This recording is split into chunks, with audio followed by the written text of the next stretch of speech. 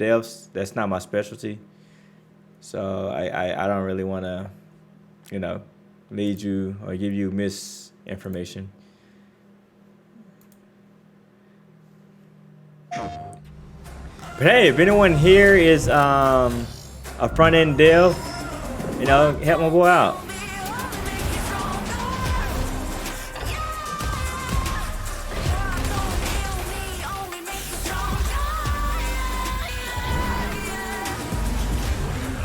Hey everyone, what is up? Welcome back to my channel. Go. So today we are talking about tech salaries again. You all really love the video that I posted a couple weeks back, but what I noticed in that video and in other videos in my channel is that sometimes there's a little bit of skepticism about tech salaries, if these salaries are real, because you'll often see on YouTube when people are talking about these lower to mid six-figure salaries, sometimes even seven-figure salaries. Wow, time out. She was on Millennial Money too?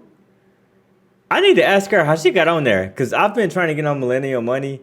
Well, not really. I haven't really been trying to get on there. But I would love it for them if they was to hit me up. I got to ask her that. I really got to ask her that. Like, I need to find her Instagram. Salaries in tech. And a lot of people are curious, are these salaries real? Who is making these salaries? So in this video, we're going to be doing a deep dive in the factors that really influence your tech compensation.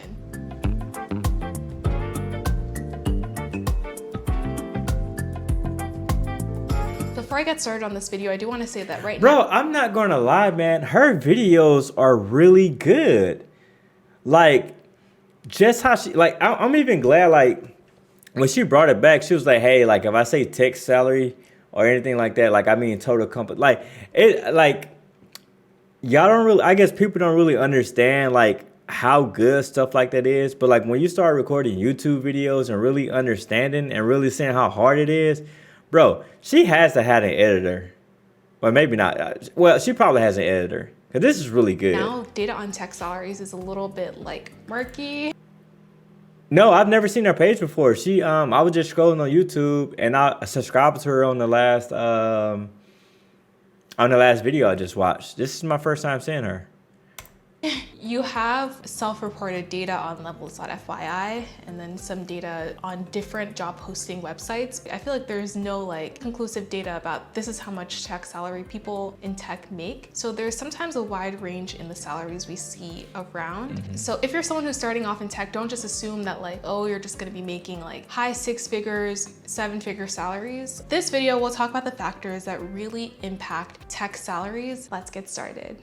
So as a developer in the US, one of the biggest factors that influences tech salary is your location. We all know that US people in tech tend to make more money than their counterparts abroad. But even in the US, there are a select few cities where you'll see the highest level of tech tier salaries. Tier 1, Tier 2, and Tier 3. It's not abnormal for a junior level person to be making six figures or a senior level person to be making in the mid six figures, sometimes even seven-figure range. The fact that your salary can sometimes be based on your location isn't even a secret. Companies like Google are allowing people to work remotely, will adjust your salary based on where you're located in the US. So right now, the top tech salaries are located in about 3 cities San and a couple Francisco, other smaller New York, and cities too. DC. The places where you'll see the highest tech salaries are SF Bay Area, or Seattle, New York City, Seattle, and in Seattle.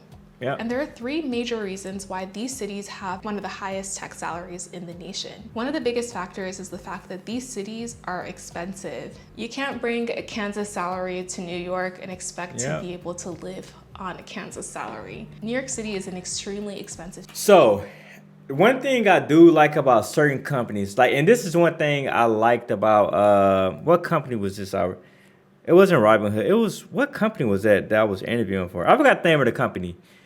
Damn, that's how you know I interview way too much. But they actually did not like change your salaries based up. It was Peloton, I think. It might have been Peloton.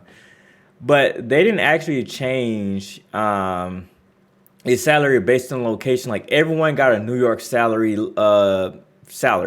which was like crazy dope. Like you got to think about it. Like if you're someone that's just Alabama or Texas or Florida, and you know, like average salaries out there probably for tech is probably like 200, 225, and you have no state income tax, and you're making all this money. The cost of living is not that expensive. So when I look for companies, I'm not gonna lie, that's kind of one of the first things I ask. Like if it's not a FANG company, because most, if not all, FANG companies have tier one, tier two, tier three cities that they typically put in the bucket and kind of cap off. Like even with the company I work for now, we have like tiered cities. And even like when it came to like my performance review, it was like, well, you kind of already at the top of your band, so there's not too much that we can do. At that point, I just got to get promoted. But when you get promoted, more responsibilities. So I'm like, eh. But yeah, whenever you are interviewing with companies, ask them if they change your salary based upon location. That is a great question to ask. Cause that also plays into a big role of like asking how much money when it comes to negotiating. Cause I know also with a lot of these companies, they will cap your base salary, but they give you like a lot of room to kind of negotiate your sign-on bonuses and stock compensation package as well too. Because I know, for instance, when it comes to like Google, Meta, and all things like that, they will. I believe they cap your salary at like a certain your base fuck. They cap your base salary, and they have a huge range when it comes to like negotiating for stock. So that is definitely something to look forward to. City, there is a very high cost of living in this city where you have one bedrooms going for over $3,000, and it's perfectly normal. For tech companies to actually be competitive, they just have to have a higher salary so people can actually live in the city and they can work in this city, and they also need to have a high salary to be competitive in these high cost of living areas. But it's a double-edged sword, because even if you're making more money in these high cost of living areas, you have to think about the fact that things are just more expensive here, so your money doesn't go as far. It's very expensive to live here, and you'll find people who make six-figure salaries living with roommates and living like college students, because the city is just expensive. So that's something to consider when you're looking at these tech salaries, is the fact that high cost of living areas, your dollar doesn't go as far. And so that's another thing as well too, like how everyone, like y'all see everybody on TikTok that have these six-figure salaries and stuff like that. Most of them live in Seattle, San Francisco, and New York. Like if you look at it, all of them, I'm not gonna say all, but like 85 to 90% of those people, when it comes to like those huge $400,000 salaries, those people are in San Francisco, Seattle, and New York. I'm the exception though. I'm in Dallas. I have great negotiating skills, which that can also help you as well too.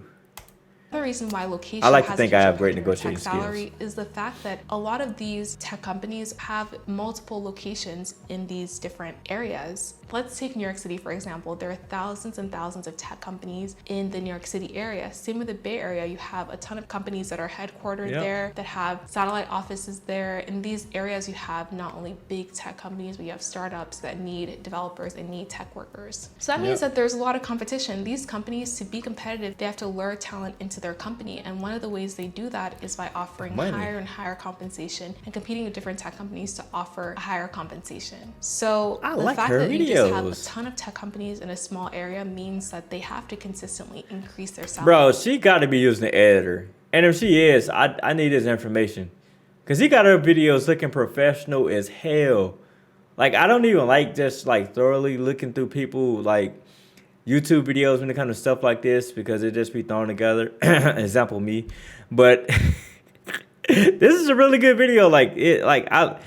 If she's not using the editor, kudos to her, because she's really good at this. Salaries to be competitive and to get talent. And speaking of talent, these areas tend to also have a lot of talented people. You have some of the top universities in this area. You have people who move to be in the headquarters of these tech companies. So the talent in these high cost of living areas tends to be a little bit higher, just because there are people moving in to be a part of these tech companies, and there are also a lot of universities and a lot of talent in this area. If you're someone who wants to make more money in tech, maybe the solution to making more money in tech is to try to get a job in the Bay Area, in New York, or in Seattle. I would never. But again, it's a double-edged sword, because no, I'm not gonna lie. I would never, ever move to the Bay Area. Like I've turned down multiple job offers that has required me to move to the Bay. Like it just not no. Like California taxes, on top of how expensive it is, I'm good. I'm great. Dang, I think my Not a lot battery of finna people die. will be comfortable living in these major I hope not. metropolitan areas. I know for me, I would I think my never battery gonna ever die. move to the Bay Area, and See? I'm not moving to Seattle. See? After I visited those cities, I've I never. realized that those cities are too flavorless. There's not enough diversity for me. So Yep. that's why I personally like New York, but I know a lot of people also think New York is a horrible place. So yeah, you just have to weigh I would the probably pros do and New cons York. to decide what makes sense. Like if for I was to you. ever move, I would So probably before do we New York. hop on to the next section of this video, I do want to thank the sponsor of this video, Career Karma. Thanks Career Karma for sponsoring this video. If one of your goals this new year is to break into tech and you are choosing the tech bootcamp Okay, route, I check don't out really care Career about the Karma. sponsorship. Or, like, My when bad, is there y'all. going to be- I don't care When about. I found out that I don't Google care. was doing I watch her first ads. certificates I and watch they her had one in ads for data sure. analytics, But thought I seems like an can't easy do the choice. sponsorships. After completing the program, I was No free familiar promo. with all the tools of the trade. But we'll and support the I'm channel happy. though. We're gonna watch this ad. We're gonna watch this ad together because she's making great videos, and I want to support by watching her ads. That's what we're gonna do. You can That's never say I know ads, everything about ADS. technology because you don't. The tech that Yes, makes I me know how tick some of would y'all be are. cloud computing and moving data to the cloud. It's not as easy as it sounds. What I really enjoy about Fidelity is our goal is to move everything to the cloud. Okay, you know I watched both of your ads, so you do see this showing the love. Okay. The recession, tech workers have truly benefited from the stock appreciation and this bull market that we've been having. If you remember in my last video about tech compensation, I talked about how... Okay, before she goes into this. Okay, so this is going to sound crazy. It's going to sound crazy, but it's not crazy at all. Like right now, joining a tech company, even though with the layoffs and stuff like this, right now, actually joining a tech company would be a great time to join because of the stock compensation that you get. Like, have you ever heard of like buy low, sell high? This is exactly what the market is doing right now. And imagine you getting stock at this price right here. And we've seen like the stock prices of high was last year, the year before that, outrageously high. And you're honestly getting this at if you get there and get to that company, you get these stocks at a very discounted price. And so when you think about the stock appreciation, you holding these stock, bro, I truly feel like the tech industry, I'm not gonna say is the only, but probably one of the only industries where you can become a millionaire working a 9 to 5. And I've known multiple people working at these FANG companies become millionaires because of their stock appreciation. You gotta think about it. You can pay all of this money. You get these sign-on bonuses. You also getting stock as well too, and you don't have to sell the stock. You can keep it. Like you can if you want to like go buy something or leverage, bro, just leverage the stock. You don't have to sell it. You can take loans out against the stock, and where you don't have to pay taxes on it because you don't pay taxes on debt.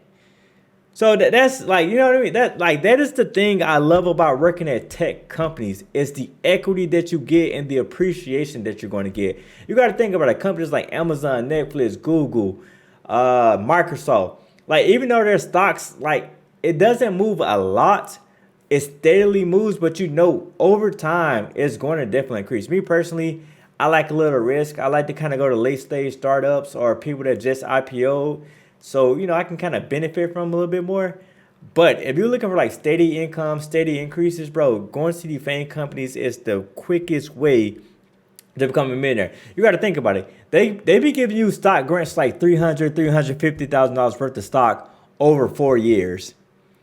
And so that like just let's take this out. Like over 4 years, and on top of that, doing performance bonuses and stuff like that, they also will mess around and give you like $150,000 in stock over 4 years. Like, and they constantly do that doing process and stuff like that. So you think about it, bro. You can honestly, like, already at the 4 year mark or at 4 or 5 year mark, you can already have a network of about $500,000 at 4 or 5 years, including appreciation. And then that's excluding the money you're taking out to saving for your 401k, your Roth IRAs, and all that stuff like that. Like, you can literally, like, just be half a millionaire just by the stock they give you, excluding everything else. So that is my selling point when it comes to like working in big tech. Like it's crazy. Your equity that you're given as part of your compensation can be up to 50% or even more of your compensation. Someone said I should do a video. I actually should do a video with her. Y'all tell her to hit me up. Or wait, don't tell her to hit me up. That's go come in on her stuff and say you should do a video with Tay on Tech. Like, come on, like we gotta get this going because I would really love to do a video with her. Like, she cool. I like her content. So as you can imagine, 50% of your salary is coming from equity, and then in a year's time, your company's stock increases 50%. You can imagine how much that can increase your salary. But again, this You see what I'm talking about, bro? Like, this is crazy. Like, people really become millionaires off this stuff. is a double-edged sword because while there are some companies where your salary has increased because of stock appreciation, there are other places where your salary or your tech compensation can. All right, so that's another reason why it didn't work out at Robinhood. Like, I was at Robinhood for like 3 months, and within that 3 months, I think my compensation had dropped by 40% because of the stock. Yo, I think when I left, bro, I think stock was at like $5 a share. And when I got there, I think it was like at $10 maybe. So that, a huge part of my compensation had definitely dropped. And you got to think about the people that had like stock in there, like right when they IPO'd. Oh, I know they was pissed off. I know they're pissed off. Like, they definitely had to get them refreshers to kind of make them feel better because the stock price they was getting was crazy. I know their stock is probably down by 90% at this point. Can actually decrease due to stock depreciation, like in Snapchat and also in Robinhood. And speaking of Robinhood, another reason why you might see these high 6-figure, sometimes 7-figure tech salaries is because these are just early employees at a company that was acquired, or maybe they're early employees at a company that has exited successfully. So they have a lot of shares and they have a lot of equity that is vesting at a higher. So this is actually what happened with Figma. Like, if you guys don't know what Figma is, Figma was acquired by Adobe for like $20 billion. And like the people that was in Figma or was there at the start of it, bro, millionaires, a lot of them, like it was some people that had just started working there. And then think about this, when you get acquired by a company or anything like that, typically they're either going to buy you out and pay out your stock at the valuation that they're giving you. So let's just say, for instance, you got stock at like $5 per share. And the company that's buying you, they're buying you at a valuation of maybe like $45 a share. Bro, you're like, do you understand? Like, and depending on how many shares you get, it's like, let's just say you got like 10,000 shares. 10,000 shares at $45. That's what, $450,000, bro. And that's like money right there and there. Like, you immediately getting that money. Sometimes they give you stock into their company and put you on a vesting schedule and stuff like that. But a lot of times they'll just probably pay it out. But yeah, bro, like that's what I'm saying, bro. Like, tech is the way to go if you do it right. I talked about this a lot in my last video, but you can see when you're joining a startup, you're taking on a lot of. Would you say sell 50% of your equity, or do you keep it all in one case for this? For certain companies, whenever I do get vested stock, I sell it. It's only a handful of stocks that I would just keep. And it's like fan companies, like late stage startups and stuff like that. I'm not really too keen to keeping some of their stock, but the company I work at right now, I would actually keep their stock long term. But a lot of other companies that I worked at probably would not. It just really depends on who I'm working for. Risk, and most startups fail. And the startups that successfully exit, there is no guarantee that you're actually going to make a lot of money from a successful exit. But there are some employees that this risk actually pays off significantly for them, and they exit a company making a lot of money. So that's another reason why someone might have a high 6-figure, sometimes 7-figure salary, is the fact that they're an early employee and the risk that they took has paid off. Another thing that could impact tech salaries is understanding if tech workers are a cost center or a revenue generating center of the business of the company. The tech industry is honestly so vague. You have your big tech companies, your FANG companies, you have your startups, you have your finance companies, you have your telecom companies. There are so many companies that go into this bucket. Hey, I'm not gonna lie. I've tried to work at Two Sigma a couple of times. It's pretty much like a hedge fund. And no one hits me back. But you got to be damn near a genius to work at Two Sigma, though. All tech.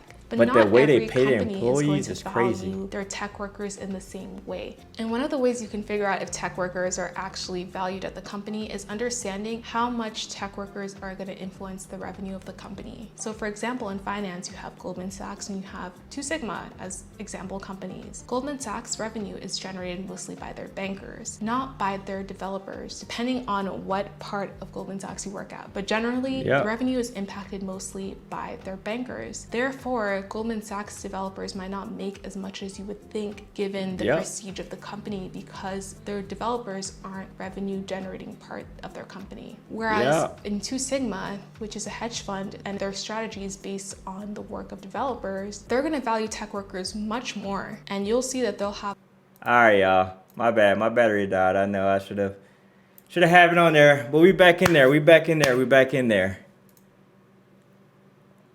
All right, let's go back in there. salaries for tech workers because the tech workers are directly related to their revenue. So that's why it's important, maybe if you're someone who is working at a company that doesn't really value tech workers, maybe to make more money, you just have to. That's crazy. I literally made a video about this. Like, let me show y'all. Like, just because I have to show y'all this. Wait, hold up. Can't take it slow.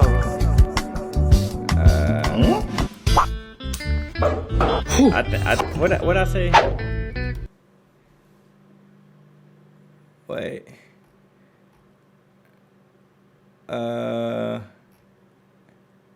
Okay, it don't matter. Yeah, but I made a TikTok Switch is to another saying this company exact where they same value tech thing. workers. Now let's move on to the next factor, which is the fact that you're just at a high level or you're a senior person at the company. This is probably the most obvious factor. At different Yeah. tech companies, you have different levels. Let's take Google, for example. Junior developers are usually like L3, mid-level developers are usually L4, senior L5. The higher up you are, Okay, I'm not gonna in lie. your I'm not gonna level, the lie. more I thought L4 at Google was more so like kind of university.